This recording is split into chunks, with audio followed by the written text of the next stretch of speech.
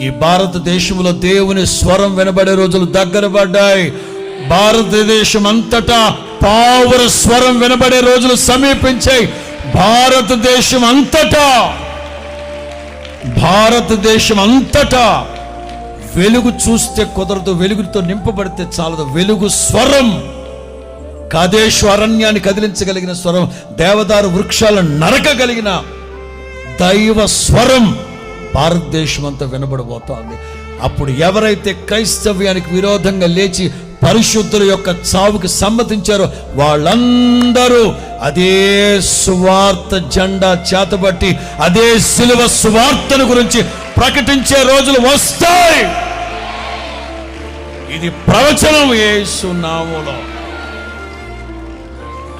ప్రవచనాత్మకమైన మాటలు నా తండ్రి స్థిరపరచునుగాక. ఏ వ్యక్తులైతే క్రైస్తవ్యానికి విరోధంగా లేచారో, దుర్భాషలాడారో, ఆ వ్యక్తులే యేసు క్రీస్తే నిజ రక్షకుడిని గొంతు చించుకొని గుండెలు బాదుకొని చెప్పే రోజులు వచ్చాయి యేసు నామములో.